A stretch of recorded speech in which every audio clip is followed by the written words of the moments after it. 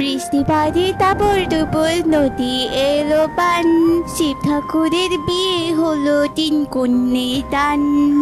S দিদি, তুই কত সুন্দর কবিতা পারিস, আমি যে পারি না, আমাকে একটু শিখিয়ে দে না রে। তুই আমার মতো বড় হলে তুইও পারবি ভাই। দেখ ভাই দেখ, বাইরে কত সুন্দর বৃষ্টি হচ্ছে। বৃষ্টির সাথে সাথে যে আমার পেটে ইঁদুর ছানা দৌড়াচ্ছে। উফ মা, খেতে দাও তো। আজ কি রান্না করেছো তুমি, পিঠে নাকি পায়েস? দুই ভাই বোন মিলে এখানে আয়, আমি তোদের খাবার বেড়ে দিচ্ছি। এরপর টুই টুই আর টুন্নু তার মায়ের কাছে এসে বসে পড়ল। টুনি তাদের খাবার বেড়ে দেয়। এই নে ছানারা, আজ শুধু চাল ডাল ফুটিয়ে খিচুড়ি করতে পেরেছি, গরম গরম খেয়ে নে তোরা। ও আবার খিচুড়ি? তোর মা গত 3 দিন ধরে শুধু একই খাবার, খিচুড়ি আর খিচুড়ি, একটু ভালো লাগে না। আমি আর খাবোই না মা, আমাদের একটু ভালো মন্দ খাওয়াতে পারো না? আমিও খাবো না মা, আমার ইসবের খেতে একদমই ইচ্ছে করছে না। রাগ করে না লক্ষ্মী ছানারা আমার, আমাদের তো অভাবের সংসার বল। কাল আমি ইগল দাদার বাড়িতে কাজে যাব, বড় পাখির বাড়ি বলে কথা। অনেক ভালো ভালো খাবার রান্না হবে সেখান থেকে তোদের জন্য ইগল মশাই নিশ্চয়ই ভালো ভালো খাবার দেবেন। কাল না হয় তোরা পেট পুড়ে খাবি, কেমন? অবুঝ ছানারা মায়ের চোখের জল বোঝে না, তারা শুধু বোঝে পেটের খিদে। মায়ের আত্মবিশ্বাসে আধপেটা খিচুড়ি খেয়েই তারা ঘুমিয়ে পড়ে। এভাবেই কেটে যায় সেই দিনটি। পরের দিন সকালবেলা চমৎকার রোদ উঠেছে। মা টুই টুই, তোর ভাইকে দেখে রাখিস মা, আমি কাজে গেলাম। আচ্ছা মা, ঠিক আছে। আমরা দু ভাই বোন রাস্তার পাশে একটু খেলা করে বাড়িতে চলে আসবো। ঠিক আছে রে, সাবধানে থাকিস। এই বলে টুনি ইগল মশাইয়ের বাড়িতে কাজে চলে যায়, আর টুন্নু টুই টুই বাইরে খেলতে চায়। তারা একটি গাছের নিচে বসে খেলতে থাকে। এমন সময় পাশ দিয়ে মিঠুটিয়ে মাথায় মস্ত বড় এক ঝুড়ি নিয়ে হেঁটে যাচ্ছিল। ঝুড়িতে চকচকে রূপালী ইলিশ মাছ।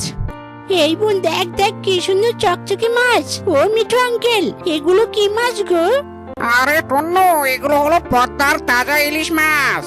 এই বৃষ্টির দিনে ইলিশ ভাজা আর গরম ভাত যা লাগে না, একেবারেই অমৃত। এই বোন দেখ দেখ, এগুলো নাকি ইলিশ মাছ। আমি তো কোনোদিন ইলিশ মাছ খাইনি, শুনেছি ইলিশ মাছ খেতে নাকি ভারী মজা। চল না বোন, মাকে গিয়ে বলবো আজ আমাদের ইলিশ মাছ খাওয়াতে। আচ্ছা আচ্ছা, চল ভাই, এবার তবে আমরা বাড়িতে যাই। মা এসে দেখতে না পেলে ভীষণ বকবে। চল।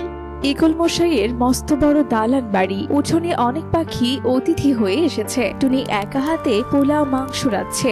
গরমে টুনি ঘেমে একাকার হয়ে গেছে। ইগল মশাই বারবার এসে তাড়া দিচ্ছেন। টুনি, হাত চালাও হাত চালাও, মেহমানরা সব বসে আছে, খাবারের যেন চমৎকার স্বাদ হয়। আমার মান সম্মানের ব্যাপার। জি মোরেল মশাই, আপনি কোনো চিন্তা করবেন না, রান্না প্রায় শেষ, আমি এক্ষুনি নিয়ে যাচ্ছি। অতিথি পাখিরা চলে যাওয়ার পর ইগল টুনিকে কিছু খাবার পুতলা বেঁধে দেন। টুনি তা নিয়ে বাড়িতে ফিরে। কোথায় গেলি আমার ছানারা? এই দেখ, আজ ইগল বাবু তোদের জন্য কত খাবার দিয়েছে। আয় ছানারা, খেয়ে নিবি আয়। এরপর টুন্নু আর টুই টুই খুশি হয়ে খেতে বসে। এত খাবার দেখে তারা খুশি হয়ে যায় আর খাবার খেতে থাকে। টুই টুই তার মা টুনিকে বলে, মা, আজ বাজারে রাস্তায় মিঠু আঙ্কেলের কাছে বড় বড় ইলিশ মাছ দেখলাম। আমাদের একটা ইলিশ মাছ কিনে দাও না মা, খুব খেতে ইচ্ছে করছে। হ্যাঁ মা, কিনে দাও না, খুব মজা করে খাবো ইলিশ ভাজা। হায় সৃষ্টিকর্তা, ইলিশের যে আকাশ ছোঁয়া দাম, এই গরিবের ঘরে ইলিশ থেকে আসবে। আচ্ছা মা, তোরা খা, আমি দেখছি। ইয়ে, কি মজা কি মজা, ইলিশ ভাজা খাবো। এরপর টুনি ভাবতে থাকে কিভাবে তার ছানাদের ইলিশ মাছ খাওয়াবে। তার কাছে যে সামান্য কিছু টাকাই আছে। টুনি আর কোনো কিছু না ভেবে সেই কটা টাকা নিয়েই বাজারে চলে যায়। মিঠু দাদা, ছোট দেখে একটা ইলিশের দাম কত রাখা যাবে? আরে টনি যে বলি, ইলিশের দাম শুনলে তো তোমার মাথা ঘুরে যাবে। 1 কেজি ইলিশের দাম 700 টাকা। কে নিতে পারবে? দেবো নাকি তোমায়?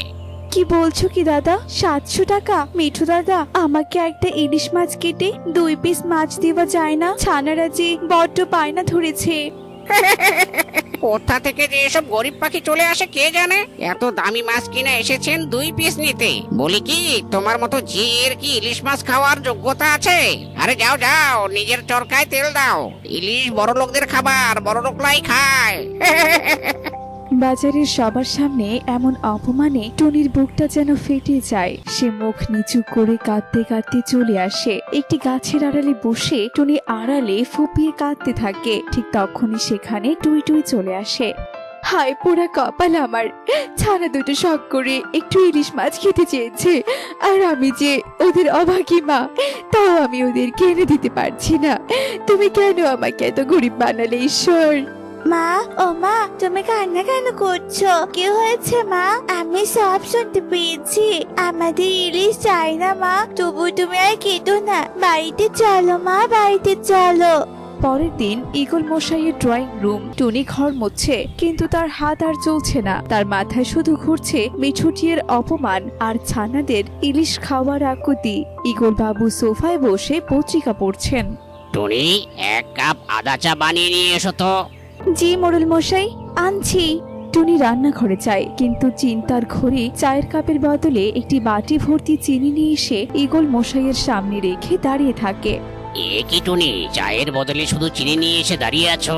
মন কোথায় থাকে তোমার? দুদিন ধরে দেখছি কেমন যেন করছো। তোমার ছানারা ভালো আছে তো? ওদের পড়াশোনা ঠিকঠাক করাচ্ছ তো? ওদের কিন্তু ভালো পাখি বানাতে হবে। মোড়ল মশাই, আমাদের মতো গরিব পাখির আবার ভালো মন্দ কি? ছানাদের একটা সামান্য ইচ্ছেও যে পূরণ করতে পারি না আমি। এই অভাগী মাঝে ছানাদের কোনো ইচ্ছে পূরণ করতে পারি না। কি হয়েছে টুনি তোমার? খুলে বলো তো। আসলে মোড়ল মশাই, ছোট ছানা দুটো কোনোদিনও ইলিশ মাছ খায়নি। কাল একটু খেতে চেয়েছিল, বাজারে গিয়ে দাম শুনে আর অপমানে আমি ফিরে এসেছি। বড় পাখিদের খাবার ছানাদের মুখে তুলে দেওয়ার ক্ষমতা যে আমার নেই মোড়ল মশাই। বুঝতে পেরেছি। এত ভেঙে পড়ো না তো টুনি, মন দিয়ে কাজ করো, সব ঠিক হয়ে যাবে। ওপরওয়ালা সবার মনের আশা কোনো না কোনো ভাবে পূরণ করেন। এভাবে কেটে যায় 2 দিন। দিনরাত কঠোর পরিশ্রম, মানসিক চিন্তা আর খেয়ে না খেয়ে টুনি খুব অসুস্থ হয়ে বিছানায় পড়ে যায়। বাইরে আবার ঝুম বৃষ্টি আর ঝড়ো হাওয়া। ভাঙা ঘর দিয়ে পানি পড়ছে। টুন্নু খিদের জ্বালায় চিৎকার করে কাঁদছে। মা, মা, ওঠো না মা, বড্ড খিদে পেয়েছে। আমি যে আর সহ্য করতে পারছি না মা। কাঁদিস না টুন্নু, মা খুব অসুস্থ। মা, তোমার গা তো জ্বরে পুড়ে যাচ্ছে, তুমি ঘুমাও। আমি আজ তোমার বদলে ঈগল মশাইয়ের বাড়িতে কাজে যাবো মা, আর গিয়ে বলবো আমার মা আজ অসুস্থ। না রে মা, তুই এত ছোট্ট একটা পাখি, এই ঝড়ে বাইরে যাস নে মা। আমি একটু পরে উঠে তোদের খাবার করে দিচ্ছি। ঠিক তখনই টুনির ভাঙা ঘরের বাইরে ছাতা মাথায় করে ঈগল আসে। তার হাতে বড় বড় 2 ইলিশ মাছ। টুনি, আরে ও টুনি, ঘরে আছো? আরে আরে ঈগল মশাই, আপনি এই ঝড় বৃষ্টিতে আমাদের বাড়িতে? টুনি 2 দিন ধরে কাজে যায়নি, কোনো খবরও নেই। তাই ভাবলাম দেখেই আসি আমার সেরা রাঁধুনিটা কেমন আছে। এসে দেখি এই অবস্থা। ঈগল ইলিশ মাছ 2 টুই টুইয়ের হাতে দেন। টুনি বিছানা থেকে কষ্ট করে উঠে দাঁড়ায়। মোড়ল মশাই, আপনি আপনি আমার মতো গরিবের ঘরে, আর এগুলো তো ইলিশ মাছ। তুমি রোজ রোজ আমাদের জন্য চমৎকার করে রাঁধো, আর আজ এই বৃষ্টির দিনে আমি মালিক সেজে নয়, তোমাদের ভাই সেজে তোমার হাতের ইলিশ মাছ খেতে এসেছি। ঝটপট রান্না চড়াও দেখি, আজ আমরা সবাই মিলে একসাথে গরম ভাত আর ইলিশ ভাজা খাবো। কেমন? মা, তুমি তো অসুস্থ, চলো আজ আমি তোমায় সাহায্য করে দিচ্ছি। টুনির চোখের সব জল যেন আনন্দে রূপ নেয়। সে অসুস্থতা ভুলে ঝটপট রান্নাঘরে গিয়ে ইলিশ মাছের টুকরোগুলো ভাজতে শুরু করে। মচমচে ইলিশ ভাজার সুবাসে ঘর ভরে ওঠে। ঘরের মেঝেতে একটি মাদুর পাতা, সেখানে ঈগল, টুনি, টুন্নু আর টুই টুই একসাথে গোল হয়ে বসেছে। টুই টুই আর টুন্নুর পাতে বড় বড় ইলিশ ভাজা। তারা পরম তৃপ্তিতে খাচ্ছে।